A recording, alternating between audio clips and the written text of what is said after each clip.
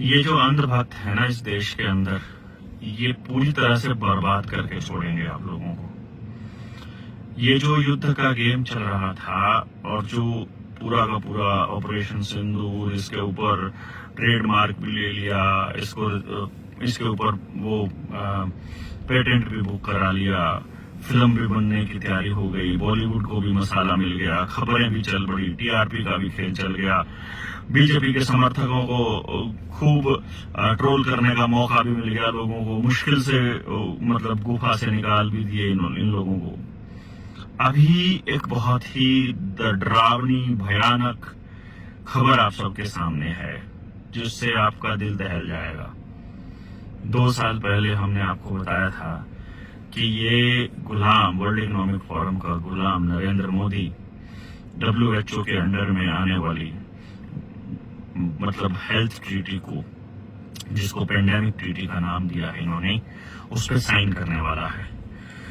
WTO की बहुत सारी ट्रीटी ऐसी हैं, बहुत सारी संधियां ऐसी हैं जिसकी वजह से इस देश के अंदर किसानी खत्म हुई है।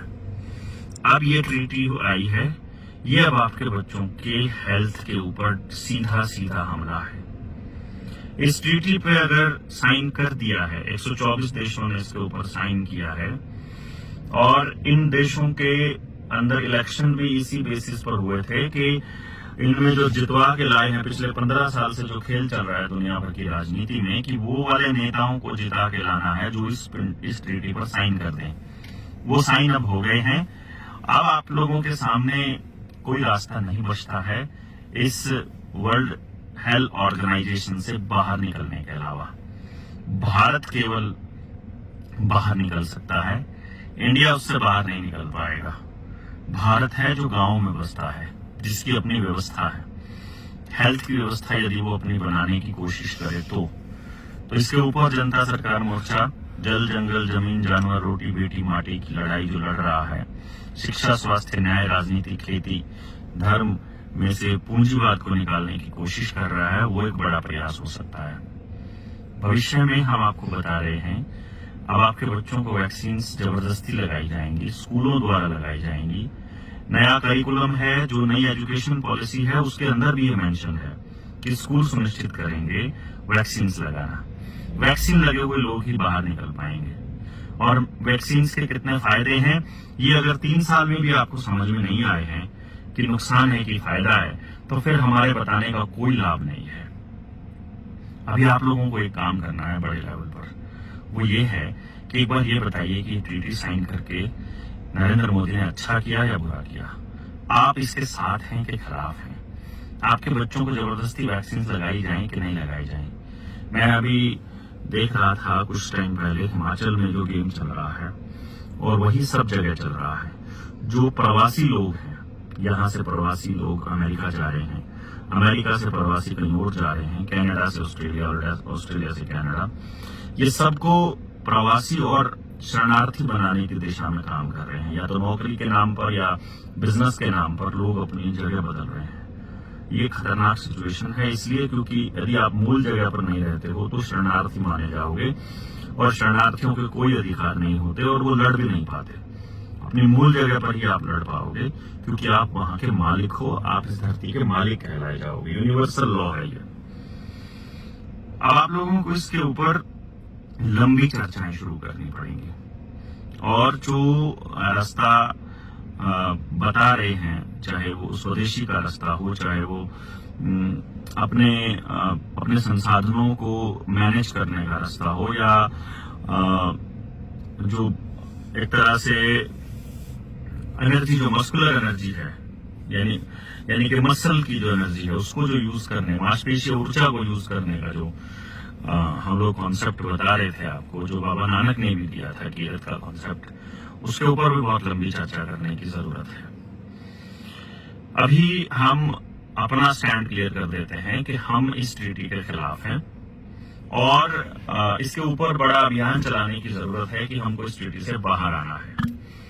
यदि आपने इसके ऊपर कुछ भी नहीं किया है तो ये आपके लिए भी बहुत मतलब मैं समझता नहीं कि अच्छी चीज रहेगी। बाकी कुछ लोगों को अखबार एडिटोरियल न्यूज चैनल्स और नेता लोग ही बताते हैं कि क्या सही है क्या गलत है।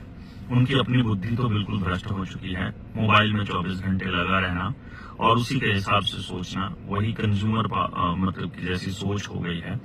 उनको तो हम क्या ही कह सकते हैं। रहे जो राजनीति के में जो गुलाम है, जो किसी पार्टी के पार्टी लाइन से हटकर बात नहीं कर सकते। एनजीओज को फंडिंग चाहिए होती है सरकार से, इसलिए वो सरकार के खिलाफ सवाल नहीं उठा सकते। ग्रुप हाउसिंग सोसाइटीज हैं, उनके जो प्रधान हैं, जो उनके लीड करने वाले लोग हैं, उनको उस सोसाइटी की छोटी छोटी समस्याओं से ही फुर्सत नहीं मिलती है, तो रिप्रेजेंटेशन कहां से देंगे। किसान नेता हैं, वो बैठ करके चर्चा करने के लिए उनके पास समय नहीं है या ऊर्जा नहीं है, पता नहीं क्या नहीं है। या दूसरे जो लोग हैं वो इनके ऊपर गहनता से चर्चा करके काम नहीं करना चाहते हैं। खाप पंचायतें हैं, वो अपने छोटे छोटे मुद्दों को लेकर के, बड़े बड़े मुद्दों को लेकर के, एक एक मुद्दे को लेकर के वो लड़ रही हैं। उनका भरोसा भी मतलब इन सरकारों ने गेम प्लान करके तोड़ने की कोशिश की है कि जनता उनके ऊपर ट्रस्ट ना करे। अखबारों का, मीडिया का बहुत बड़ा रोल रहा है इसमें, जिस तरह के पिछले आंदोलनों में किया है। दूसरे डिपार्टमेंट में जो सरकारी कर्मचारी हैं, यदि वो कुछ बोले जिनके ऊपर थोड़ा बहुत यकीन करते हैं, तो सरकारी कर्मचारी बोलने की ही हिम्मत नहीं करते हैं। उनको सस्पेंशन या शोकॉज नोटिस आ जाता है। वकील हैं, उनको अपनी अन्याय व्यवस्था में ही उलझे पड़े हुए हैं, उनको न्याय से कुछ लेना देना है नहीं है। उनको चाहिए कि केसेस कितने ज्यादा लंबे समय तक चले, वो उतना बढ़िया है उनके लिए। जजेस जमा उनके घरों में पैसे मिल रहे हैं। पुलिस वाले इस तरह से करते हैं कि जो खिलाफ बोले उसको उठा के उल्टा लटका दो, उसको पीट दो, उसको मार दो, कस्टडी के अंदर ही लटका दो और उनके ऊपर झूठे मुकदमे कर दो। उनको आप ड्रग्स के केस में फंसा दो, दूसरे केसेस के अंदर उनसे हाँ करवा लो। इस तरह से सारे के सारे लोग अपने अपनी लड़ाई लड़ रहे हैं।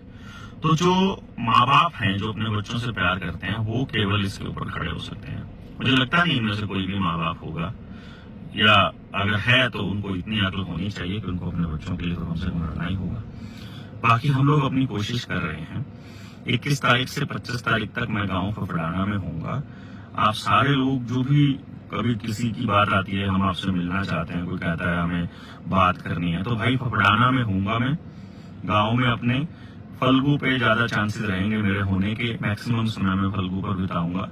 आप वहां आ सकते हैं, आप बात कर सकते हैं, आप चर्चा कर सकते हैं, आप अपने अपने विषयों पर, इसके ऊपर जिसने भी आकर के मिलना है आप मिल सकता है। जो गांव में टीम काम करेगी वो अलग रहेगी और जिनको मुलाकात करनी होगी वो अलग होगा। और इन विषयों पर, अलग अलग विषयों पर हम लोग चर्चा कर लेते हैं बिना किसी लाग लपेट के। तो आप कल शाम को, यानी बुधवार की शाम को आप 5 या 6 बजे तक फफड़ाना में पहुंच जाइएगा। जो भी साथी हैं, अलग अलग जिलों से भी आ रहे हैं, जो और भी साथ हैं, वो कल शाम माने 21 तारीख बुधवार को शाम 5 बजे तक आ जाइएगा। और फफड़ाना आप भरेंगे तो आप पहुंच जाएंगे। स्कूल के पास आकर किसी से भी पूछ लीजिएगा, सरकारी स्कूल के पास। और अगर इधर असंद, जवाला, ठरी की साइड से, जलवाने की साइड से कोई आ रहा है तो नदी पर आकर के या गांव में एंटर करके आप पूछ लीजिएगा कि बाहर आना है आपको, मतलब फिरनी पे, सड़क से ही आना है, गांव के अंदर जाने की जरूरत नहीं है। और आप मेरा घर वहां पूछेंगे तो आपको मिल जाएगा कि देवेंद्र बराड़ा, नफे सिंह मेरे पिताजी का नाम है। और अगर ज्यादा ही डिटेल में कोई पूछने लगे गाँव वाला तो आप बोल सकते हो कबूल सिंह जी का पोता। बुल्ले का पोता मतलब गाँव में ये एक डायलॉग है कि बुल्ले का पोता। तो आप उनसे घर पूछेंगे तो आपको वो बता देंगे। बाकी मिलते हैं आपसे, और ट्रीटी के खिलाफ में आप क्या कहते हैं या उसके फेवर में हैं, ये जरूर बताइएगा।